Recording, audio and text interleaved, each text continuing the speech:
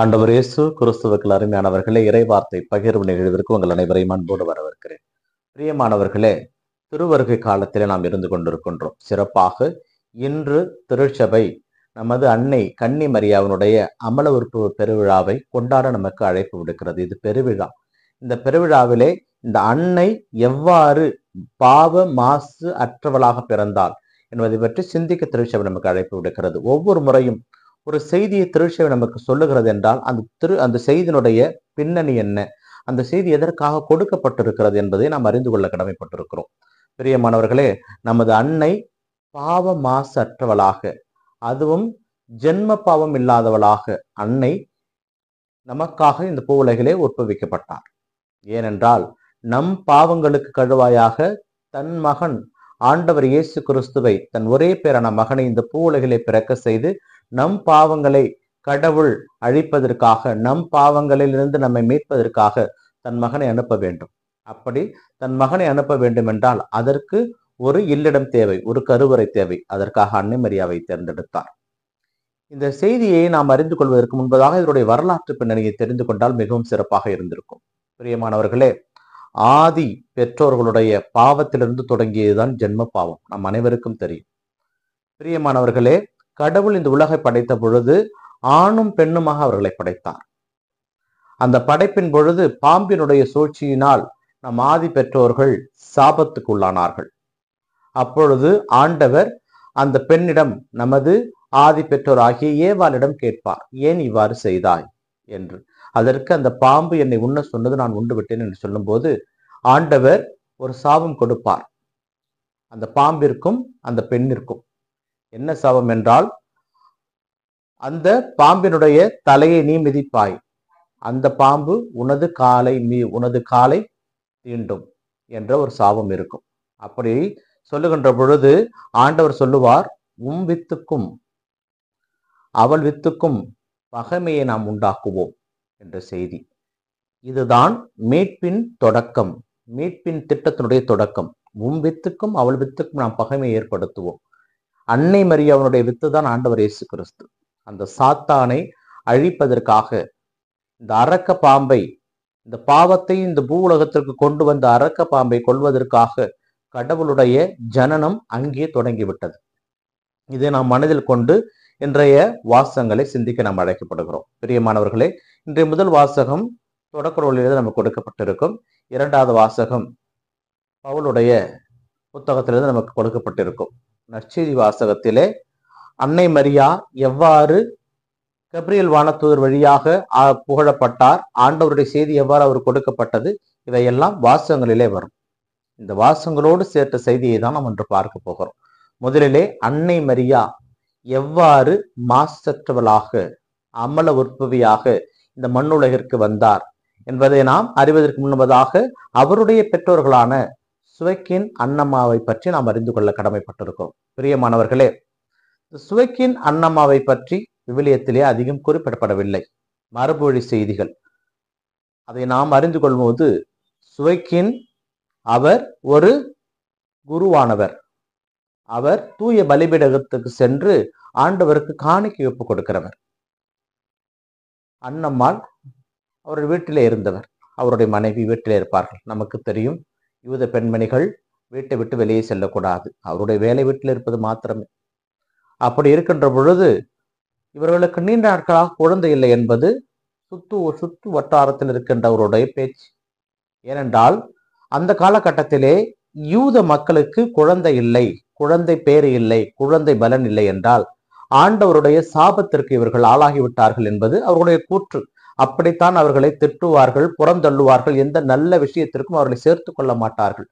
அவர்கள் எல்லா இடத்திலும் வேண்டாதவர்களாகவே விலக்கிவிடப்படுவார்கள். அப்படிப்பட்ட ஒரு சூழலிலே சுவைக்கின் அன்னம்மாவை ஆண்டவர் தேர்ந்தெடுக்கிறார். அவர் ஒரு குருவானவர், ஆண்டவருடைய தூய பலிபீடத்திற்கு பலி செலுத்துகின்றவர். இக்கால சூழ்நிலையிலே அன்னை மரியாவை சுவைக்கின் அண்ணாமாரிடம் ஆண்டவர் கொண்டு போய் சேர்ப்பதற்கு அவர்களை தயாரிக்கின்ற பொழுது அவர்களையும் பாவம் இல்லாதவர்களாக ஏற்படுத்துகிறார். எந்த அளவிற்கு என்றால், நீண்ட நாட்களாக குழந்தை இல்லாமல் நீண்ட நாட்களாக குழந்தை இல்லாமல் அவர்களையும் தயாரிக்கிறார் கடவுள். தயாரித்து ஒரு பெண் குழந்தையை கொடுக்கிறார். அழகான ஒரு பெண் குழந்தை கொடுத்து அதற்கு மிரியம் என்கின்ற பெயரை வைக்கிறார்கள். மரியாள் என்ற பெயர். அந்த குழந்தையை ஆண்டவருக்கு அவர்கள் அர்ப்பணிக்கிறார்கள். இப்பொழுதுதான் மீட்பினுடைய திட்டம் தொடங்க ஆரம்பிக்கிறது. ஆதி பெற்றோருக்கு ஆண்டவர் கொடுத்த சாபம், உம் வித்துக்கும் அவள் வித்துக்கும் பகைமையை நாம் ஏற்படுத்தோம் என்று பாம்பிடம் சொன்னார் அல்லவா? இப்பொழுதுதான் அந்த மீட்பின் திட்டத்தினுடைய ஜனனம் ஆரம்பிக்கிறது. பாவ மாசு மறுவற்ற தூயவரான தன் ஒரே பேரான மகனை இந்த பூவுலருக்கு அனுப்ப, பாவ மாசு மறுவற்ற ஒரு இல்லிடம், ஒரு கருவறையை கடவுள் தேடி அன்னை மரியாவை கண்டுபிடிக்கிறார். ஜென்ம பாவம் இல்லாதவளாக அன்னை மரியாவை ஆண்டவர் உண்டாக்குகிறார். ஆண்டவர் அன்னை மரியாவிடம் நேரடியாக சென்று தன் மகனை நீ தாங்க வேண்டும் என்று சொல்லவில்லை. கன்னி மரியாவிடம் ஆண்டவர் அங்கே உத்தரவை கேட்கிறார். இதைதான் நாம் கண்ணதாசன் காவியத்திலே பார்க்கலாம். அந்த கண்ணதாசன் காவியத்திலே ஒரு அழகான வார்த்தையை இங்கே பயன்படுத்தி இருப்பார். கன்னிமரியே, உன் கற்பை கடனாக தருவாயா? கடவுள் உன்னில் உறைய வேண்டும், காலம் உன்னை புகழ வேண்டும். இந்த வார்த்தை அழகான வார்த்தை. ஏனென்றால் இந்த வார்த்தையை தான் அன்னை மரியா பயன்படுத்தி இருப்பார். கடவுளை அவர் கருத்தாங்குவார் என்று கபிரியல் வானதூதர் அவரிடம் சொல்லிவிடுகிறார். அந்த கபிரியல் வானதூதர் சொன்ன வார்த்தை மிகவும் அழகான வார்த்தை. அருள் நிறைந்த மரியே வாழ்க. அருள் எல்லாம் நிறைந்தவள் நீ வாழ்க. பெண்களுக்குள் நீ ஆசி பெற்றவர். மத்தியில் இருக்கின்ற எல்லா பெண்களிலும் நீ ஆசி பெற்றவர். ஏனென்றால் கடவுளை தாங்குகின்ற வல்லமை நீர் பெற்றிருக்கிறீர். கடவுளை தாங்குகின்ற ஆசீர்வாதத்தை நீர் பெற்றிருக்கிறீர். அதனால் பெண்களுக்குள் நீ ஆசி பெற்றவர். இந்த வார்த்தைகள் எல்லாம் அன்னை மரியா கேட்கின்ற பொழுது அன்னை மரியாவுக்கு என்ன செய்வது என்று புரியாமல் ஒரு கணம் சிந்தித்து தடுமாறி போகிறார். இது எப்படி நிகழும்? நான் கன்னி ஆயிற்றே. இந்த வார்த்தை தான், இந்த கன்னி என்ற வார்த்தை தான் இந்த நாள் வரை திருச்சபை நமக்கு மீண்டும் மீண்டும் மீண்டும் நினைவுபடுத்துவது. அன்னை மரியா சாகின்ற வரை கன்னியாகத்தான் இருந்தார்.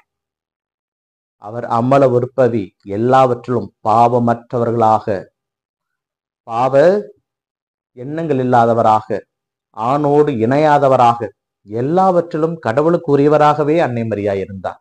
அதனால்தான் அந்த புனித உடல் விண்ணுலகத்திற்கு எடுத்துக் கொள்ளப்பட்டது பின்னாளிலே.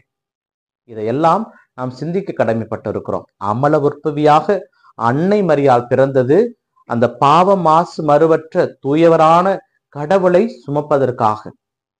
ஏனென்றால் தூயவரான கடவுளே அன்னை மரியானுடைய கருவறைக்குள் வருகின்ற பொழுது அன்னை மரியா எந்த அளவிற்கு தன்னை அவர் தயாரித்திருக்க வேண்டும்.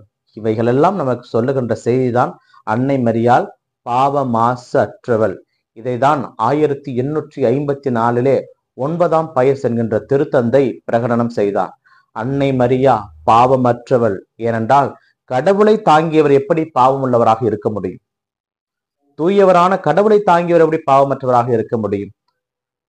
மோசே பயன்படுத்திய அந்த கோலையும் கடவுள் அவருக்கு கொடுத்த அந்த 10 கட்டளையும் அந்த மன்னாவும் இருந்த உடன்படிக்கை பேழையை தொட்ட ஒருவன் இறந்து போகிறான்.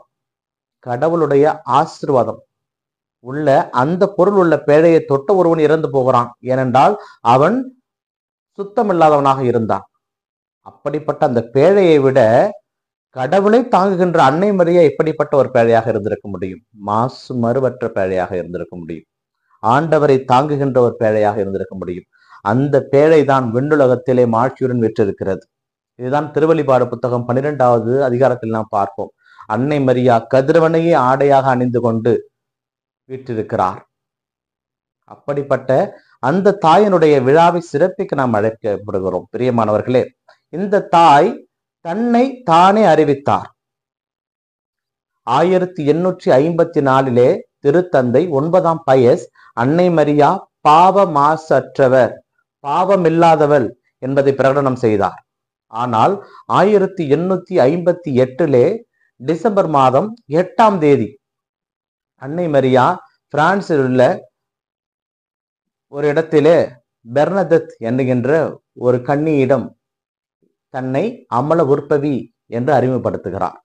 அந்த பெண்மணி அன்னையிடம் வெள்ளை ஆடை அணிந்த ஒரு அம்மா ஒரு குழந்தையோடு வந்து சிரித்து கொண்டிருப்பதை பார்த்து, நீங்கள் யாரம்மா, உங்களுடைய பெயர் என்ன என்று கேட்ட பொழுது, தன்னை நாமே அமல உற்பவம், நானே பாவமற்றவள் என்கின்ற அந்த வார்த்தையை சொல்லுகின்ற பொழுது, திருத்தந்தை 9ஆம் பயசனுடைய வார்த்தையை அவர் ஒப்புகை கொடுத்ததாக திருச்சபையை கொண்டாடியது. பிரியமானவர்களே, அப்படிப்பட்ட அந்த அன்னையினுடைய விழாவை நாம் கொண்டாடி மகிழ்கின்ற நாம் அவரை போலவே இருக்க கடமைப்பட்டிருக்கிறோம். அன்னை மரியா நம் அனைவருக்கும் அன்னை. இயேசு கிறிஸ்து இறக்கின்ற பொழுது, சிலுவையிலே இறக்கின்ற பொழுது அவருடைய சீடரான யோவானிடம், இதோ உன் தாய் என்று சொன்னார். அன்று முதல் உலகில் இருக்கின்ற எல்லாருக்கும் தாயாக இருந்தார். ஏவாள் உலகில் இருக்கின்ற எல்லா மனிதனங்களுக்கு எல்லாம் தாயாக இருந்தார். இவள் புனித யோவான், நமது அன்னை புனித யோவான். அந்த மரத்திலிருந்து உண்ணப்பட்ட ஒரு கனியினால் அவர்கள் சாபத்திற்குள்ளானார்கள். இந்த மரம், கன்னி மரியா என்கின்ற மரத்திலிருந்து உருவான இன்னொரு கனியை உண்டு நாம் அனைவரும் அந்த பாவத்திலிருந்து விமோசனம் பெற்றோம். அந்த பாவ மாசு மறுவற்ற அந்த அன்னை தனது தூயவரான கடவுளை தன்னில் தாங்குகிறார். தாங்கி நாம் எல்லாருடைய பாவங்களையும் அவர் ஏற்றுக்கொள்கிறார். பாவமே இல்லாத கடவுள் நாம் எல்லாருடைய பாவங்களையும் ஏற்றுக்கொள்கிறார்.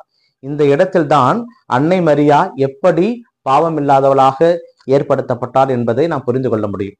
பாவமில்லாத அன்னை மரியா தூயவரான கடவுள். பாவமில்லாத அன்னை மரியா தூயவரான கடவுளை தாங்குகிறார். இயேசு பிறக்கிறார். பாவமே என்னவென்று தெரியாத அவர் நம் பாவங்களை அனைத்தையும் ஏற்றுக்கொண்டு அதற்கு கழுவாய் தனது உயிரையும் கொடுக்கிறார். தனது கடைசி சொட்டு ரத்தம் வரை விட்டு கொடுத்து பாவத்திடமிருந்து நம்மை விலை கொடுத்து வாங்குகிறார். அந்த பாம்பினுடைய சூழ்ச்சியினால் ஏமாந்து போன நம் ஆதி பெற்றோர்களை இந்த இயேசு கிறிஸ்து என்கின்ற கனி இந்த பாவத்திலிருந்து நம்மை மீட்டெடுக்கிறது. அந்த பாம்பை தனது காலால் மிதித்து அன்னை மரியாள் அந்த பாம்பிற்கும் தனக்குமான பிரச்சனையை முடிவுக்கு கொண்டு வருகிறார். பிரியமானவர்களே, இந்த அன்னை மரியா நமக்கு சொல்லுகின்ற பாடம் இந்த அமலோற்பு திருவிழாவிலே, அன்னை மரியாவினுடைய பிள்ளையாக நாம் இருக்க வேண்டும் என்றால் பாவம் என்கின்ற ஒரு சொல்லை நாம் பயன்படுத்துவதிலே மிகவும் யோசித்தவர்களாக இருக்க வேண்டும். திருத்தந்தை 2ஆம் ஜான் பால் சொல்லுவார், இன்றைய காலகட்ட மக்களுக்கு பாவம் என்ற வார்த்தைக்கு அர்த்தம் தெரியாமல் வாழ்ந்து கொண்டிருக்கிறார்கள்.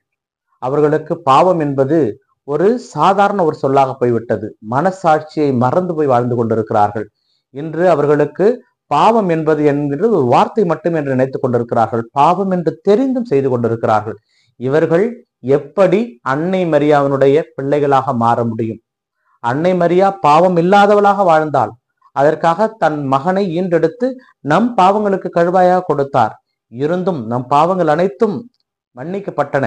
இருந்தாலும் நாம் வாழ்கின்ற காலத்திலே நாம் செய்கின்ற ஒவ்வொரு பாவத்திற்கும் நாம் கணக்கு கொடுக்க வேண்டியது நம் கடமையாக இருக்கிறது. பிரியமானவர்களே, பரிசுத்தவரான நம் ஆண்டவர் இயேசு கிறிஸ்துனுடைய சீடர்களாக பிள்ளைகளாக நாம் மாற வேண்டும் என்றால், அன்னை மரியாவினுடைய ஆசீர்வாதம் மிக்க பிள்ளைகளாக நாம் மாற வேண்டும் என்றால் அவரிடம் நாம் செல்ல வேண்டும். அவரிடம் செல்லுகின்ற பொழுது பாவம் இல்லாதவளாக செல்ல வேண்டும்.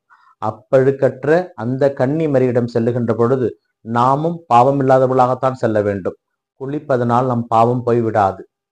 நாம் பாவ அறிக்கை செய்வதனால் தான் நம் பாவம் போகிறது. பாவ அறிக்கை செய்துவிட்டு மீண்டுமாக அந்த பாவத்தை செய்வதனால் மீண்டுமாக அந்த பாவம் நம்மை தொற்றிக் கொள்கிறது. அழுக்கு எப்படி நம் உடலிலே படிந்து குளிக்கின்ற போது போகிறதோ அது போலத்தான் பாவம் நம்மிலே படுகின்ற பொழுது பாவ அறிக்கை செய்து நம் பாவத்தை நாம் இறைவனிடமிருந்து மன்னிப்பு பெறுகின்ற பொழுது இந்த பாவங்கள் அனைத்தும் மன்னிக்கப்பட்டு நாமும் கடவுளோடு ஒன்றிணைவோம். இறுதி நாளிலே அன்னை மரியாவை விண்ணுலகில் நாம் சந்திப்போம். அந்த நாள் வரை பாவத்தை மறந்து கடவுளுக்குரிய பிள்ளையாக வாழ்வோம். ஏனென்றால் அமல உற்பியான நம் தாய் நம் பாவங்களை போக்குவதற்காக தனது மகனை நமக்காக கொடுத்தார். அப்படிப்பட்ட அந்த மகனை அனுதின திருப்பலியிலே உண்ணுகின்ற நாம் பாவமற்றவர்களாக மாற வேண்டும் என்பதே கடவுளுடைய விருப்பம். அதை நாம் தொடர்ந்து செய்ய முயற்சி செய்வோம். அனைவருக்கும் அன்னை மரியாவினுடைய அமல உற்ப பெருவிழா வாழ்த்துக்கள். இந்த நாள் உங்களுக்கு இனிய நாளாக அமையட்டும். இறைவன் இயேசு என்றென்று வாழ்த்து பெறுவாராக.